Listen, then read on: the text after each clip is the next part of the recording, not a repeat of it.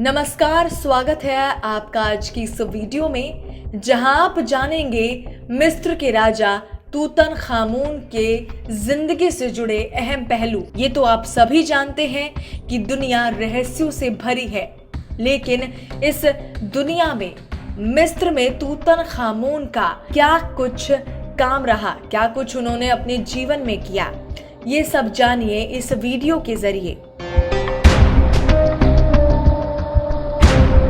Tutankhamun दुनिया रहस्यों से भरी हुई है। हमारे आसपास की दुनिया में न जाने ऐसे कितने ही रहस्य हैं जिनके बारे में आज तक कोई नहीं जान पाया है। इसी तरह मिस्र एक ऐसी जगह है जहां पर ना जाने कितने राज दफन हैं जिन पर से आज तक पर्दा नहीं उठ सका है। ऐसा ही रहस्य है 19 साल की उम्र में मौत का शिकार हुए प्राचीन मिस्र के सबसे चर्चित राजा तूतनखामेन का, जिनकी मृत्यु लगभग 3000 सालों पहले ही हो चुकी है। लेकिन आपको जानकर हैरानी होगी कि आज इतने सालों बाद भी तूतनखामेन की मौत को लेकर वैज्ञानिकों के तर्क अलग अलग हैं।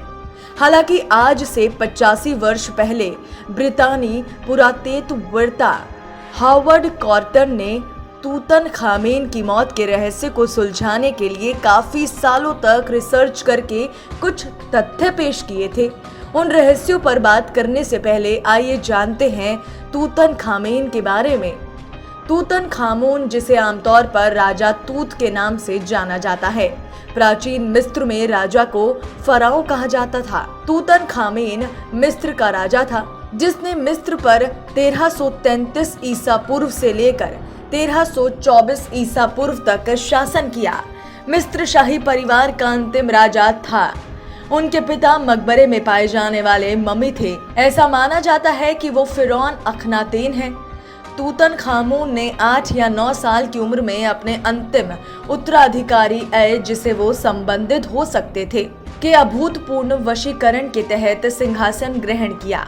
उन्होंने अपनी सौतेली बहन अंकसेनुमन से शादी की। अपनी शादी के दौरान उन्होंने 2 बेटियों को खो दिया, जिनमें से एक 5 या 6 महीने की गर्भावस्था में और दूसरी जन्म के कुछ समय बाद।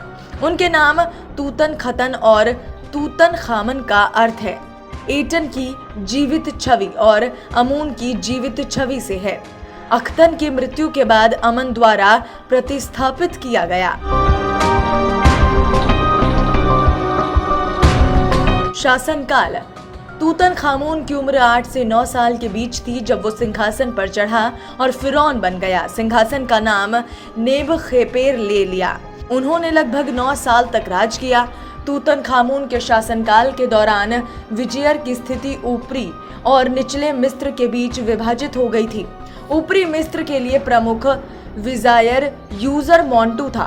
पेंटू नाम की एक अन्य आकृति भी विचित्र थी, लेकिन ये स्पष्ट नहीं है कि कौन सी भूमि है। ये पूरी तरह से ज्ञात नहीं है कि क्या तूतनखामून के उत्तराधिकारी वास्तव में इस पद पर आसीन थे। KV-58 से एक सोने की पन्नी का टुकड़ा इंगित करता है, लेकिन निश्चित रूप से नहीं कि को विजियर मार्ट के कर्ता के रूप में एक पुरोहित के रूप में संदर्भित किया गया था। एपिटेट नियमित विजीर द्वारा उपयोग किए जाने वाले सामान्य विवरण में फिट नहीं होती है, लेकिन अनौपचारिक शीर्षक का संकेत दे सकता है। ये हो सकता है कि ने एक अभूतपूर्व तरीके से विजियर शीर्षक का उपयोग किया हो। मैनेथो नाम के एक मिस्र के पुजारी ने प्राचीन मिस्र का एक व्यापक इतिहास लिखा था, जहां वो औरूस नाम के एक राजा को संदर्भित करता है जिसने 36 साल तक शासन किया था, और उसकी एक बेटी थी जिसका नाम एक्नेचेरस था, जिसने 12 साल और उसके भाई राठोटिस ने केवल 8 साल तक शासन किया। अरमाना शासक सूची में केंद्रित है, लेकिन कौन सा नाम किस ऐतिहासिक आंकड़े से मेल खाता है, इस पर शोधकर्ताओं ने सहमति नहीं जताई है। औरूस और एक्नेचेरस की पहचान होरेमहेब और अचनाटन और रथोटिस के साथ तुतुनखमुन के साथ की गई है। राजाओं को उनकी मृत्यु के बाद मृत्यु के घाटों और संबंधित मंदिरों के माध्यम से पूजा की जाती थी। तूतनखामून अपने जीवन काल में इस तरह से पूजे जाने वाले कुछ राजाओं में से एक थे। कर्नक की खोज की गई और अमून-रा और तूतनखामून को समर्पित एक संकेत बताता है कि राजा को क्षमा के लिए अपने राज्य में अपील की जा सकती है और याचिकाकर्ता को पाप के कारण होने वाली बीमारी से मुक्त किया जा सकता है। उनके पंथ के मंदिरों का निर्माण काबा और नूबिया के फारस में हुआ था। कुश के वायसराय की बहन की उपाधि में एक राजा का उल्लेख था जो अपने पंथ की सार्वभौमिकता का घोतक था।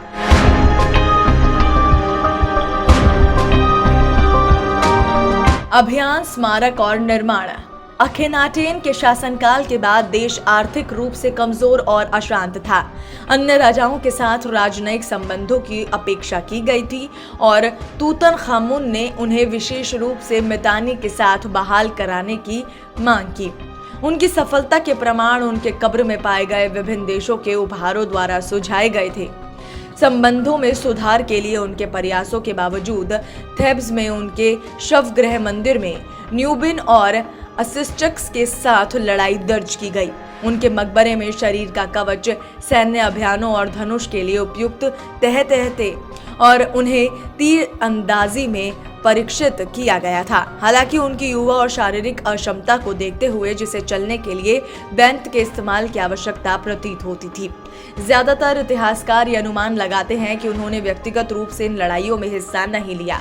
अपनी उम्र को देखते हुए राजा के पास संभवतः सलाहकार थे जो संभवतः आए, जो यानी कि तूतनखामुन के उत्तराधिकारी थे और जनरल होरेमेब कानून के उत्तराधिकारी के बेटे और उत्तराधिकारी थे। होरेमेब ने रिकॉर्ड किया है कि राजा ने उसे भूमि का स्वामी नियुक्त किया ताकि कानून बनाए रखने के लिए वंशानुगत राजकुमार के रूप में जब उन्होंने गुस्सा देखा तो युवा राजा को शांत करने की उनकी क्षमता पर भी ध्यान दिया।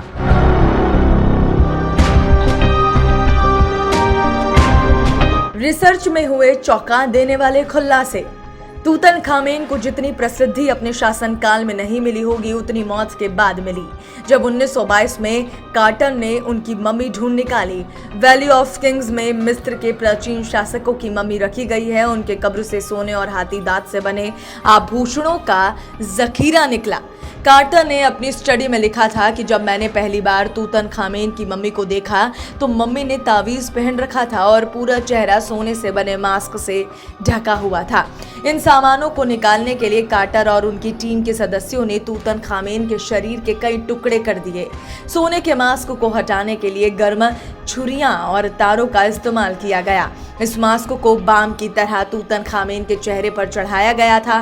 काटे हुए शरीर को दोबारा ठीक करने के बाद 1926 में उसे फिर से पुरानी जगह पर रख दिया गया। उसके बाद से मम्मी को एक्सरे के लिए सिर्फ 3 बार बाहर निकाला गया है। वर्ष 1968 में हुए एक्सरे से ऐसे पता चलता है कि हड्डियों का एक टुकड़ा उनकी खोपड़ी में धंसा हुआ है, जिससे कयास लगाए जा रहे हैं कि 19 वर्षीय तूतनखामेन की मौत स्वाभाविक नहीं थी बल्कि उनकी हत्या की गई होगी।